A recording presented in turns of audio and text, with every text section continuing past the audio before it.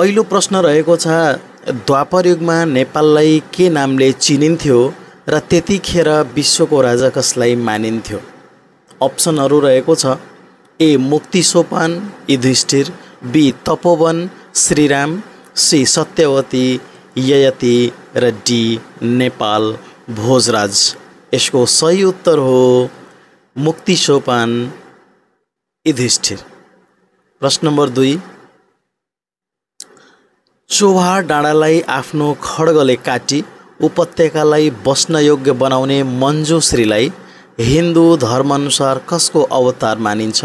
अप्सनहरू रहेको छ ए बोधिसत्वको अवतार, बी माता सरस्वती, सी माता लक्ष्मी र डी शिलावट देवी। यसको सही उत्तर रहेको छ बी माता सरस्वती। त्यसै गरी तेस्रो प्रश्न, लिच्छवी वंशका अन्तिम राजा को थिए? अप्सनहरू रहेको छ ए जितगुप्त, बी भुवन सिंह, सी जयकामदेव र डी गस्ती। यसको सही उत्तर रहेको छ सी जयकामदेव। त्यसै गरी अर्को प्रश्न, ललितपुरमा बस्ती बसाल्ने राजा को थिए? अप्सनहरू रहेको छ ए गुणकामदेव, बी शिवदेव प्रथम, सी आनन्ददेव र डी बरदेव। यसको सही उत्तर रहेको छ डी बरदेव। त्यसै गरी प्रश्न नम्बर 5 रहेको छ, लिच्छवी कालमा बद्धदण्ड भन्नाले कस्तो किसिमको दण्डलाई भनिन्थ्यो? अप्सनहरू रहेको छ ए अङ्गछेदन गर्ने, बी हप्काउने, सी बेइज्जत गर्ने र डी जरिवाना गर्ने। यसको सही उत्तर रहेको छ अङ्गछेदन गर्ने, अर्थात् ए नम्बरको अप्सन सही रहेको छ। त्यसै गरी प्रश्न नम्बर 6 तर्फ लागौँ। नेपालको इतिहासमा तामाको मुद्रा चलाउने राजा को थिए? अर्थात् तामाको मुद्राको चलन चलाउने राजा को थिए भनेर बुझ्दा हुन्छ। अप्सनहरू रहेको छ A Mahendra Malla, B Ratna Malla, C Siddhi Narsingh Malla र डी प्रताप मल्ल। यसको सही उत्तर रहेको छ बी रत्न मल्ल। त्यसै गरी प्रश्न नम्बर 7 तर्फ लगाउँ। नेपालको इतिहासमा फिस्टे महाराज भनेर कसलाई चिनिन्छ? अप्सनहरू रहेको छ ए देव Shamsher, be Shri 5 Trailokya, C चन्द्र शमशेर र डी श्री 5 सुरेन्द्र। यसको सही उत्तर रहेको छ सी चन्द्र शमशेर। प्रश्न नम्बर 8 मा रहेको छ, नेपालमा शासन गरेका विभिन्न वंश र शासन अवधिको आधारमा जोडा मिलाउनुहोस्।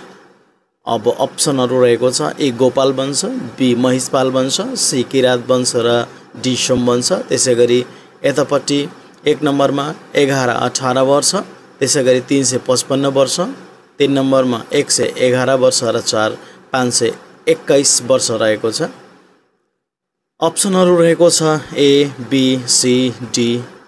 अब गोपाल वंशको तपाईँलाई थाहा भएकै कुरा हो, 521 वर्ष भनेको 521 वर्ष शासन गरेको पाइन्छ।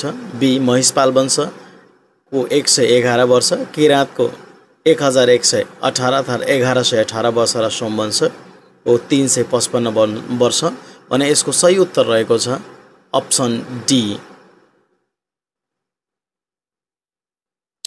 त्यसै गरी प्रश्न नम्बर 9 मा हेरौँ।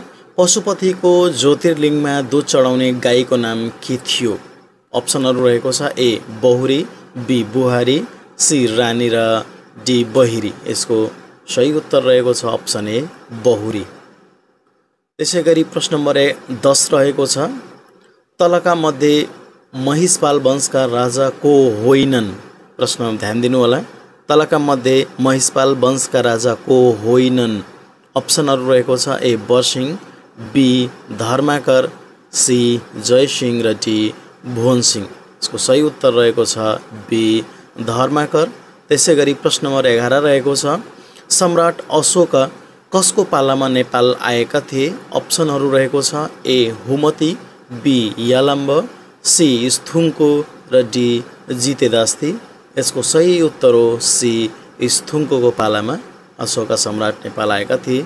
त्यसै गरी प्रश्न नम्बर 12 रहेको छ, सम्राट अशोकले ईसा पूर्व 249 मा बनाउन लगाएका अशोक पिलरको उचाइ कति रहेको छ? अप्सनहरू रहेको छ A 41.4 metre, B 5.5 metre, C 21.5 metre र डी 6.5 मिटर 6.5 मिटर। यसका अप्सनहरू रहेका छन् भने यसको सही उत्तर रहेको छ डी 6.5 मिटर। त्यसैगरी प्रश्न नम्बर 13 मा रहेको छ स्वयम्भूनाथका दुईवटा आँखा के का प्रतीक मानिन्छन्? अप्सनहरू रहेको छ ए ज्ञान र करुणा, बी ज्ञान र ज्योति, सी ज्योति र दया, डी ज्ञान र दया। यसको सही उत्तर रहेको छ अप्सन ए ज्ञान र करुणा। त्यसैगरी प्रश्न नम्बर 14 मा रहेको छ गोदावरीमा 12 वर्ष मेलाको चलन चलाउने राजा को थिए? अप्सनहरू रहेको छ ए Bhaskar Varma, be Nimish, C पशु प्रेक्षदेव र डी मताक्ष रहेको छ। यसको सही उत्तर हो अप्सन बी निमिष। उहाँले आफ्नो पालामा 12 वर्ष गोदावरी मेला चलाउनु भएको थियो, चलन चलाउनु भएको थियो। त्यसैगरी प्रश्न नम्बर 15 रहेको छ लिच्छवी कालमा भएको महा सर्वदण्डनायक पदलाई हालको कुन पदसँग तुलना गर्न सकिन्छ? अप्सनहरू रहेको छ ए न्यायाधीश, बी सिपाही, सी प्रधान न्यायाधीश र डी प्रधानमन्त्री। यसको सही उत्तर हो प्रधान न्यायाधीश। त्यसैगरी प्रश्न नम्बर 16 रहेको छ परस्त्री हरण सम्बन्धी मामिला हेर्ने लिच्छवीकालीन अधिकरण कुन थियो? अप्सनहरू रहेको छ ए मापचोक, बी कुथेर, सी लिङ्गवल र डी सुल्ली। यसको सही उत्तर अप्सन डी सुल्ली रहेको छ। त्यसैगरी अर्को प्रश्न नम्बर 17 रहेको छ नाग र बासुकीको पूजा गर्ने चलन चलाउने राजा को थिए? अप्सनहरू रहेको छ ए मानदेव, बी अंशुवर्मा, सी नरेन्द्रदेव र डी सुपुष्प। यसको सही उत्तर हो ए मानदेव। त्यसैगरी प्रश्न नम्बर 18 रहेको छ बच्चाको सालनाल काट्ने चलन कसले चलाएका थिए? अप्सनहरू रहेको छ ए शिवदेव प्रथम, बी अंशुवर्मा, सी नरेन्द्रदेव र डी सुपुष्प। यसको सही उत्तर रहेको छ बी अंशुवर्मा। त्यसैगरी प्रश्न नम्बर 19 रहेको छ शङ्खधर साख्वाले कुन तीर्थबाट बालुवा ल्याएको मानिन्छ? अप्सनहरू रहेको छ माता तीर्थ, बी देवकुण्ड, सी लखु तीर्थ र डी विष्णु तीर्थ।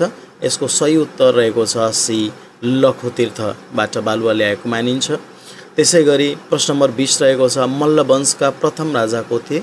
अप्सनहरू रहेको छ ए यक्षमल्ल, बी रणजित मल्ल, सी रत्नमल्ल र डी अरिदेव मल्ल। यसको सही उत्तर रहेको छ डी अरिदेव मल्ल। त्यसैगरी प्रश्न नम्बर 21 रहेको छ तान्त्रिक शक्तिबाट काल भैरवलाई हँसाउने राजा को थिए? अप्सनहरू रहेको छ ए प्रताप मल्ल, बी महेन्द्र मल्ल, सी जय स्थिति मल्ल र डी जयप्रकाश मल्ल। यसको सही उत्तर रहेको छ ए प्रताप मल्ल। त्यसैगरी प्रश्न नम्बर 22 मा रहेको छ मर्दा पर्दा छाक बार्ने राजा को थिए? यसको अप्सनहरू रहेका छन् ए अभय मल्ल, बी महेन्द्र मल्ल, सी जय स्थिति मल्ल र डी जयप्रकाश मल्ल। यसको सही उत्तर हो बी महेन्द्र मल्ल। त्यसैगरी प्रश्न नम्बर 23 रहेको छ शङ्खधर साख्वा कहिले विभूतिको रूपमा मान्यता पाएका थिए? अप्सनहरू रहेको छ ए 2055 मङ्सिर 2 गते, बी 2057 मङ्सिर 2 गते, सी 2056 मङ्सिर 2 गते र डी 2056 मङ्सिर 3 गते। यसको सही उत्तर रहेको छ सी 2056 साल मङ्सिर 2 गते राष्ट्रिय विभूतिको रूपमा मान्यता पाएका थिए।